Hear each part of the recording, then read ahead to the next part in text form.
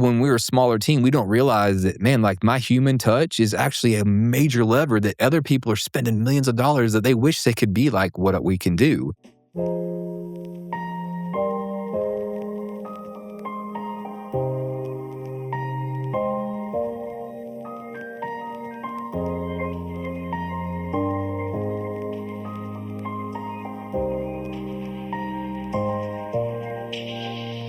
Hey everyone, welcome back to the Stupid Simple Marketing Podcast. My name is Bryan Fittin. I'm here with my awesome co-host, Brad Alexander. What's up, man? Yeah. Hey, super excited to be back in the studio today. We say that every time. I know. But it's real. Yeah, we like doing this. We do like doing this. It's not fake. It's not. No, we love talking and breaking down stuff. Absolutely. And we've gotten some good feedback that, one, we launched the episodes we're putting out there, driving some traffic. People are enjoying them. So thank you so much if you're those people giving us that feedback, as well as we want to know from you what we can talk about that would actually help you and your teams. And so, but today we're really excited because I am going to be interviewing Mr. Alexander here. This guy. He has written a book, which one in of itself, like that's a huge accomplishment. Pretty awesome feat. And one is just, it's a book that I think is going to solve a lot of problems. It also gives some grace, even to me. Yeah. And so you didn't even know this, but it does. But it's about the advantage of small teams, or the small team advantage. Yep. And so really excited to dive into that. So we're going to be talking through some of the concepts that are in the book, and make sure, so you'll have in the description ways to get on the pre-order list, email list, Yeah, to get we'll drop signed up. the website link for the book in here. It's thesmallteamadvantage.com, but we'll put that in the notes and some other stuff I'm sure we'll talk about Absolutely. here in a few minutes. Yep. Absolutely. Okay.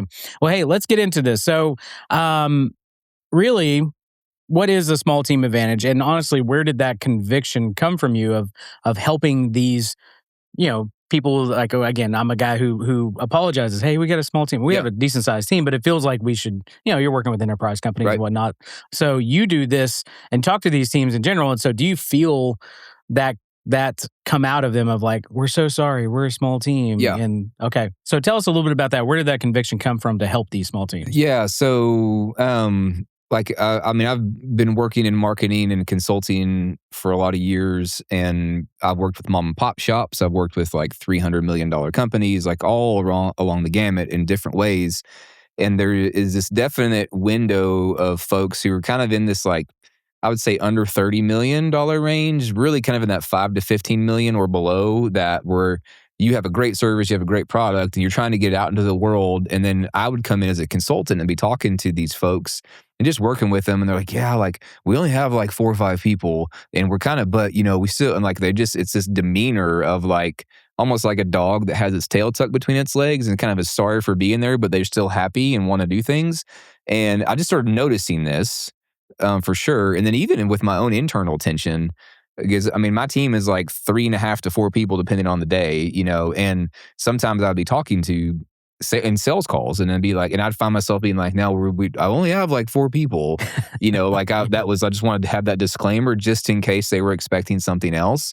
And so there was just this internal tension that I was noticing in my own world and in the people I was working with that would show up. But what on the backside of it, I would realize that, man, they are like the ones that were just doing phenomenal. Like that was actually an advantage for them because they could do things quicker. They could show up and respond to things faster. There weren't like multiple layers of bureaucracy or like checkpoints, and they got to put it into a workflow and so has to approve. It's like the person on the sales call was also helping with the delivery of the service, and they could call the customer and meet. Like there's all these things that actually like they didn't even realize.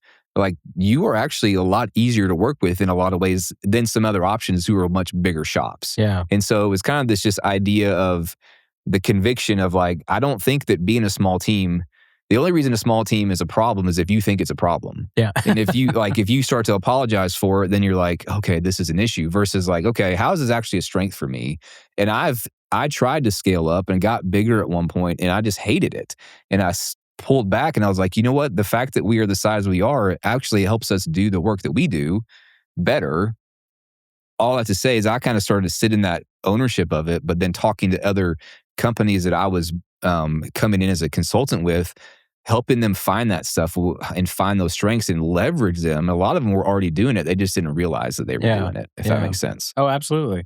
No, and I think that I love the fact that you said that it's only a problem if it's a problem to you. Yeah. And it's kind of like we joke about. It's like where you apologize for your website. It's like, no, that can be a problem. Like, right. Your website can be an issue. Yeah. So you can apologize for that, but don't apologize for having a small team, especially if you have quicker turnarounds. You can take care of needs faster. You can just pick up the phone and call somebody. Like, that's fantastic. So we talk about, and this was really big back 2015, mid 2010s, of like the hustle culture. Yeah. I'm a big Gary Vee fan. I do love Gary Vee. And if I need some like a shot of like a boost in like motivation, I definitely love hearing his content. And he stepped away really from the hustle culture. You talk about this, is like you don't have a hustle problem, you have a focus problem. Right. Unpack that for us. Yeah. So what I mean in that, especially when you have, let's say you have a team of like just 10 or 15 people total on your team, and maybe and this is a lot of this book is about marketing and sales specifics. Okay. Yeah, and so it's not like everything about your team. It's just that is a part. The fact that you have a small team also means you probably have a smaller marketing department, and there's lots of hands or multiple hands involved in sales and marketing, but it's still maybe 3 or 4 or 5, maybe 6 people, depending on the size of your company. And so with that, there can be this temptation that you're always behind. And we just need to do this. We just need to try harder. We need to get out and put more things out. And you end up spreading yourself thin with a lot of tactical things that you saw at a conference, you went and heard somebody talk about, you read a book or heard a podcast or whatever it is, right? And you're going to go, it's another thing to do. And you do it kind of with this random acts of marketing thing that we've talked about before, where there's like fits and spurts. And so you end up trying to hustle your way out of issues to get more sales and more effectiveness in your marketing, where really you can actually do less things. And if you just do them better and focus on them as like a priority, then the stuff that you are doing just becomes much more powerful. Yeah. And so it's kind of a freedom to like weed out a lot of the crap that we feel like we're supposed to be doing and really standardize what are the standard things that we should really prioritize, so that whatever we do is fitting into those standards and we're holding those standards up as principles in our sales and marketing, so that we can know what we're going to do what we're doing is going to work, and we don't feel like we're always behind. Yeah.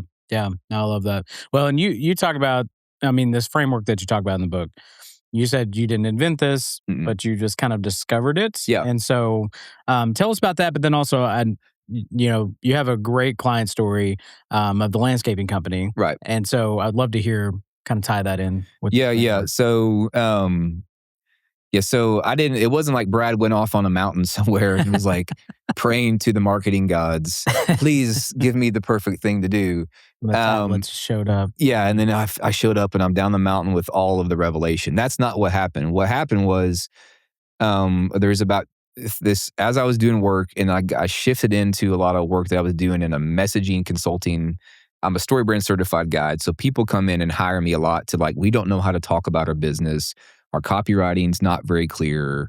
Can you please help us figure out how to do that better? So that was usually the entry point for me to come in with working with people.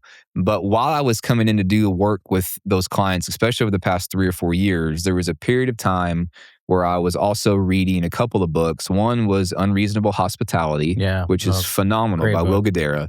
And there's another book by a guy named Joey Coleman called Never Lose a Customer Again. And both of those books have a couple different angles. The Unreasonable Hospitality book is much more about like making the experience you have with your clients just phenomenal and magical. And like just that is a principle that that's what made his restaurant like top tier. Okay. And so there's customer experience side of it. The Joey Coleman book is very much about this window of time after a sale, that there's this kind of 12 points of panic, if you will, that if somebody swipes their credit card, immediately they feel buyer's remorse. Yeah. And there's things that you can do in those moments and then for like the 90 days after that to make sure that you are really just helping them have a great experience, keeping them on top of things. So those two things were just in my head.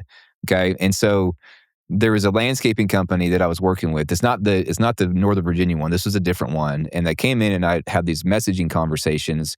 But then we got to the point of finishing some of that work. I was like, well, what happens after somebody buys from you? well, we do this, this, and this. And there was kind of like a lot of emptiness. We show up about 4 weeks later and then we kind of do the work. And sometimes people forget we're coming. Okay. And then like, what happens when you do the work? Well, we show up and we do a pretty good job. And the jobs that do great, like we have a crew that really cleans up really well afterwards, and we're trying to get our other crews to do it.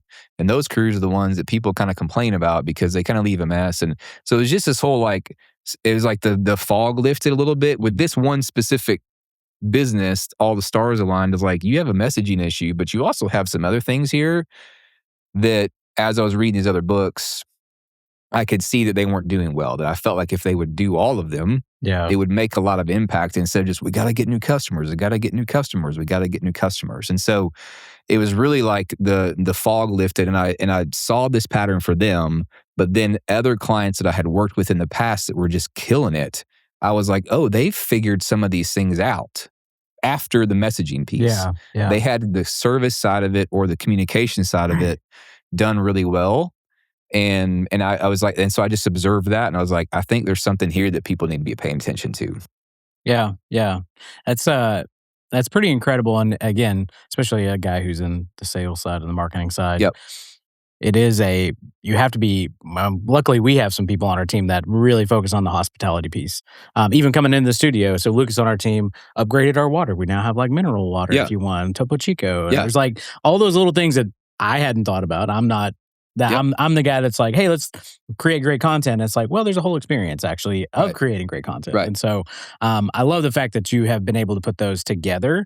And that framework really, I'm excited to obviously dig into the book. And so I'm excited to dig into that framework. And so you also talk about 5 disciplines with that. Yep. Kind of walk us through those. Yeah. So the 5 disciplines really are the framework. And so Yep. basically and when we talked about focus versus hustle, Yeah. these are the 5 things, 4 or 5, how do I say it? 5 things. These are the 5 things that that above all else, that I think if you can dig in on these principles and just every year, every quarter, if you look at them, how are we doing on these things?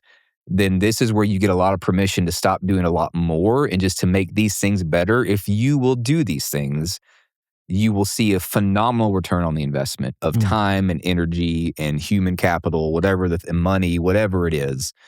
And it will give you a lot of permission again to stop doing just the next thing, the next thing, the next thing. Okay, and so you want me just to walk through all 5 of them? Yeah. Okay. So kind of run through the 5, and then we can kind of dig into Okay. maybe a couple Yeah. more. So the 5 things, they all kind of work together, but the first one is the way I word it, just ridiculously clear messaging. Okay. I'm a messaging guy. I'm a copywriting guy.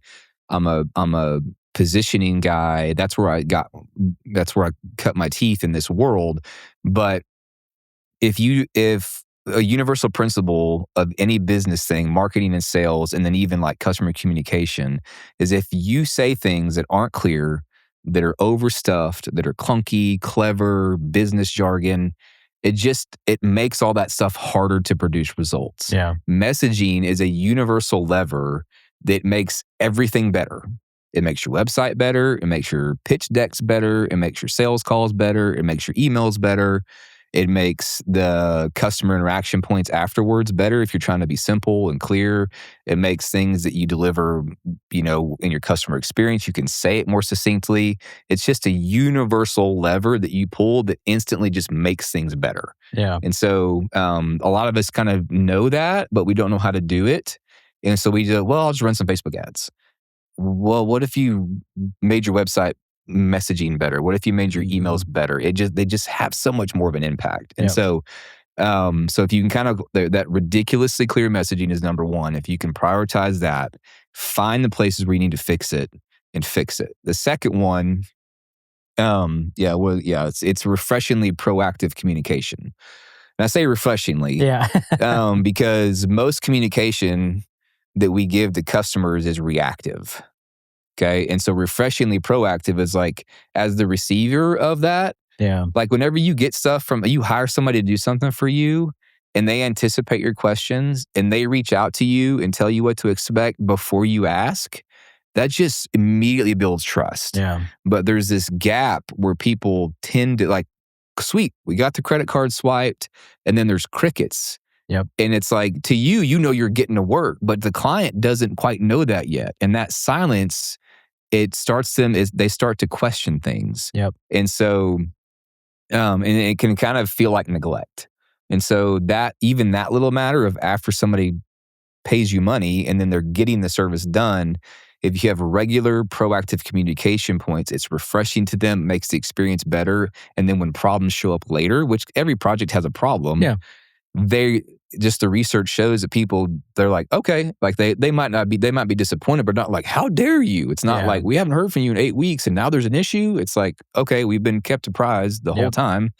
Okay, we'll figure it out. And so it's just a huge factor. I think even just to piggyback on that, a lot of times client, or even with us, it's like if we're actively communicating and saying all these things that are coming up, it feels like that could create more problems or confusion. And so you don't, and you just stay silent. And you're like, I guess we'll deal with something if it comes up, And so we, even in our business, we're actively trying to say, what is getting ahead of it say? Or just even, I use this term, we're like overly communicating. We're overly communicating like, hey, just checking there, just letting you know this is where we're at in the process, even if you didn't ask for that.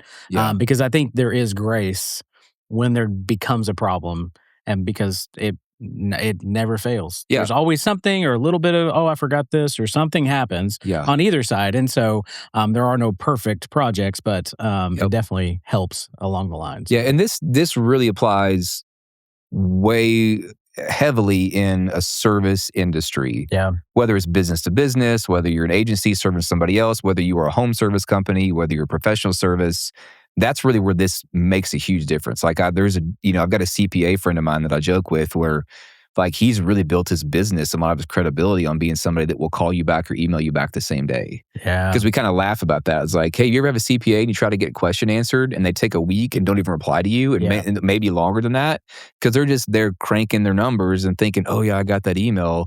And you're having this like financial crisis of like, am I going to owe way too much in my taxes or whatever?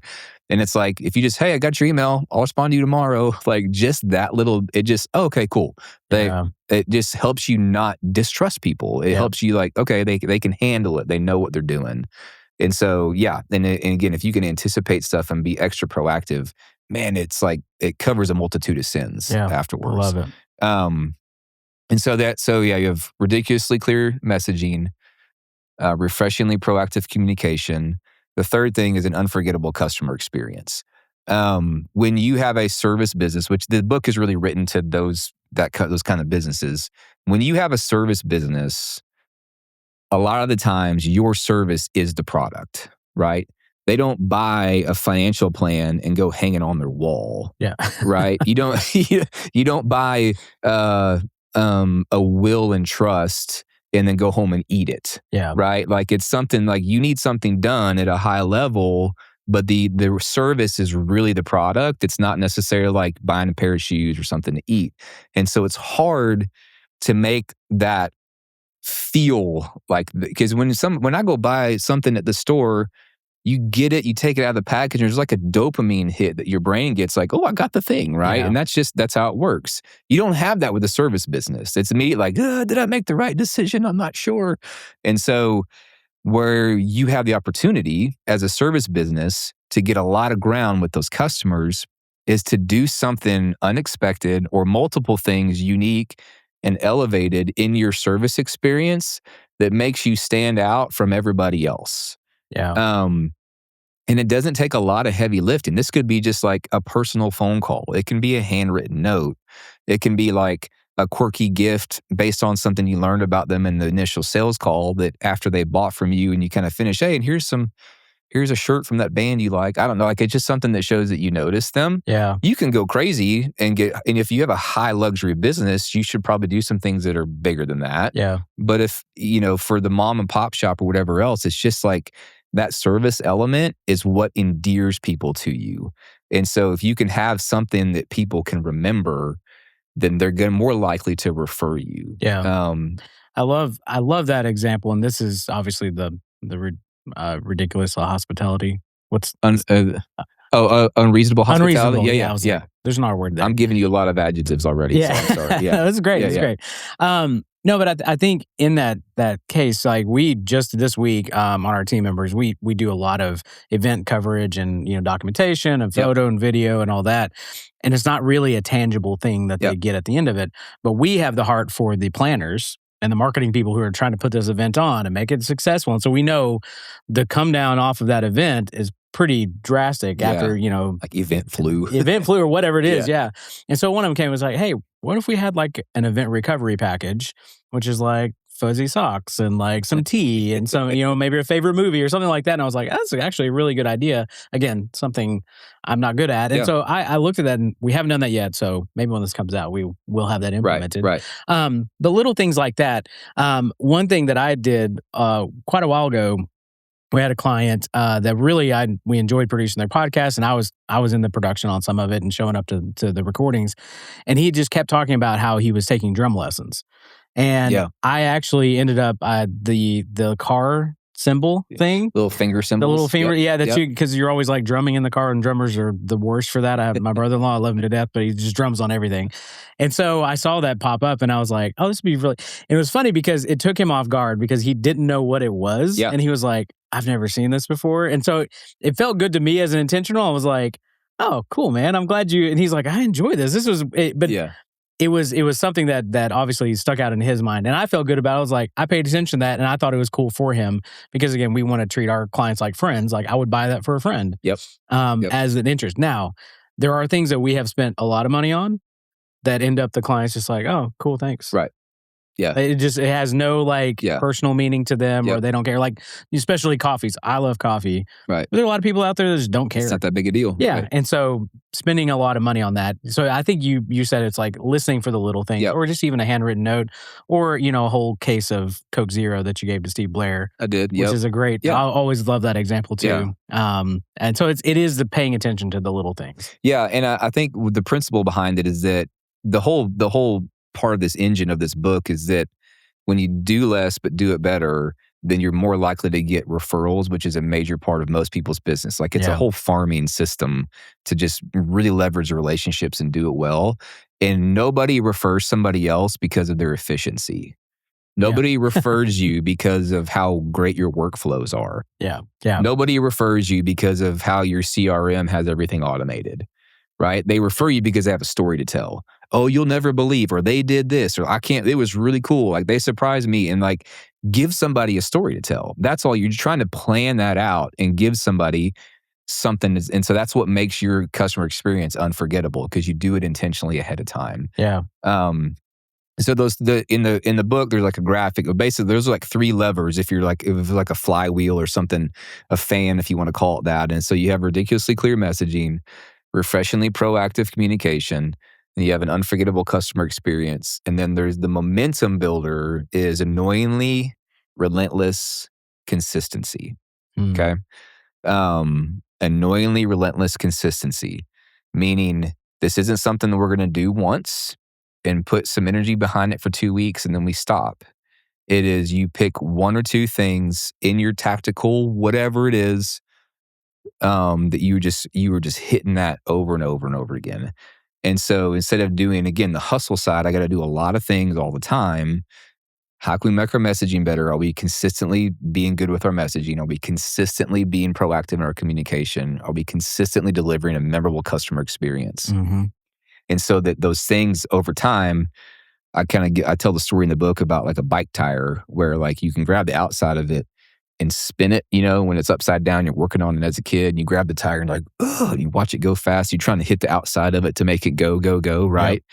And then when I was a kid, I was out there doing that in my garage, and my dad walks up and he's like, watch this. And he puts his finger like real close to the middle of the hub, and he just starts pushing it one around. And then he gets it going faster than I ever could. It took a little bit at first, but like he's just pushing with his finger and spending way less energy than I am trying to spin it, right? And so it's just like, and that's the image in my head. It's like, that's what consistency does. It's a momentum builder and helps these things multiply what you're doing. Yeah. And if you're inconsistent with all of these things, then it's never, you're going to be frustrated. That doesn't work. Yeah. And so in consistency for smaller teams, consistency is one of the first things I feel like that's easy just to drop, because we get we think that delivering a service or something else just becomes more urgent than the boring thing we need to keep just doing over and over again. Yeah, yeah. Well, and that's, I mean, we talk about the consistent content Right. that has to just consistently come out Right. for you to actually build authority in your space. And Yeah. so, yeah, that works on the side of we just do the thing and we do it well, and Yep. we know how to do that, and that let your client show up and know what to expect. Exactly. And can be a obviously a KPI you can build into it. Like there's a lot of things that you can do within your business to actually keep that consistency. Yeah, and so when you're trying to build a business, again, the subtitle of the book is "Do Less, Do It Better, and Build a Business that your customers can't stop talking about." And like that's the whole point. If you get so distracted with doing a lot of things, you can't do any of that consistency. But pick the things that you're going to do and just be consistent with them, and you'll see so much. It won't happen immediately, but it will have a compounding effect. And so the last part of it, the last thing of it is an unmistakable human touch. And especially when you are a smaller team, that is such a huge advantage to you. Like people don't realize that enterprise level businesses are spending millions of dollars to recreate things that you can just do. Yep. Like, how can we make this feel more human? How can we make it feel like we actually know them? Yeah. Because they have chat bots and call centers, right? And they're trying to reverse engineer stuff that like you and John and Emma can just go do in the hallway. Like, oh, let's just call her real quick and see what's the problem is with the order. Or yeah, I'll stop by the office and see, or we'll hop on a quick Zoom call, right? It's not like, well, let me get the account manager to get to the sales rep that gets the designer that gets the underwriter, right? And so again, those businesses are doing great at what they do. But when we're a smaller team, we don't realize that, man, like my human touch is actually a major lever that other people are spending millions of dollars that they wish they could be like what we can do. And so that's part of it. But also just when you're growing and going fast, it's easy to try to automate things because it helps your team be more efficient. And I think you should, but you can't don't let automation take the place of your humanity. Yeah. Because you can get into a cycle where like the customer just gets transactional communication, not human in communication. Yeah. And so, I'll give some more examples of that in the book, but that's the idea. And so that's kind of the hub of all of it is this heart of having an unmistakable human touch. So if you have clear messaging, proactive communication, an unforgettable customer experience with relentless consistency, all wrapped up with just a real human touch, like your small team becomes a major factor in a pro in whatever service industry that you are in. Yeah, I love that. So, somebody sitting on the other side of this. Yep. Thank you, by the way, for listening to this episode. We're talking to you right now. They are trying to fix their marketing, trying to come up with some new ideas. What is one thing that they can do right now to start? Yeah. I will always forever tell people to start with the messaging. Yeah. Not just because it seems like the obvious thing because it's like a marketing thing, but when you really wrestle with fixing your messaging, it makes you think about your customers. It makes you think about them in a human. It trickles into everything else and makes you evaluate everything else. And like I said earlier, like it is the one lever you can pull that will improve everything you're doing. And so if you're just like, I don't know which of these 5 to focus on, I would focus on messaging first because then you'll start to see how it's impacting everything else as well. Awesome advice. Messaging first, always. And I think even as like building a company and building different things, we talk about like mission, vision, values as like, you should probably start there. Messaging is like that in marketing. You should probably start there because that does affect, like you said, the sales process, the team, the production process, or whatever your business is. Like it affects all of that because everybody's speaking the same language. So I absolutely love that. So phenomenal episode today. I hope that you got some value out of this. Brad, where can people go to learn more about the book, to get signed up, you have obviously something they can engage with as well. You have a quiz, a test, an assessment? It's a 30-day workout. No, I'm joking. Keto plan. We got that So for the book specifically, you can go to smallteamadvantage.com. And it'll talk about some of the stuff there. Like the book, by the time this episode comes out, I'm not sure if the book will be published yet. We're going to be trying to shoot to publish like end of May. And so, but what is on there is a 25 question assessment that it's basically 5 questions in each of these where you can kind of go and score yourself to see, hey, which ones are we already strong in? Which ones could we do some work in? And so you'll take the questions, it'll give you a score ranking, and then based on your results, you're going to get some basically a rundown of like, hey, here's where you're great. Here's some stuff you can pay attention to, some next steps you can take to fix some of these things and start to work on them for your business. And so just a great way. I know a lot of us like to see which I think I'm good at this, but maybe we're not. And just there's some good questions there to help you figure that out. I love that. And if they want to work with you one-on-one? Yeah. I mean, Brad at clarityalwayswins.com. That's the business name, different than the book. It's clarityalwayswins.com. Clarity First Marketing. It's obviously the name of the business, but they can reach out to me. I'm on LinkedIn pretty heavily too. And so you can find me there, message me, reach out to me on the website, or you can email me, like I just said, at Brad at clarityalwayswins.com. There you go. I love it. Yeah. And we talk about this stuff every week too. We have a mastermind group that we go into. We'll workshop some of these ideas as well. If you're interested in that, let us know. Link will be in the description. Great episode, Brad. Love it. Thanks, Super excited for you too, man. Congratulations on your first book. I'm fired up. It's a big deal. Yep. And packed with all kinds of great information. So make sure you guys go check that out. And also previous episodes are at stupidsimple.marketing. So if you want to hear, listen, watch previous episodes, see the blogs, there's all kinds of resources there. And there will be more coming. And so we're really excited about that. So thank you so much for taking the time today, and we will see you later.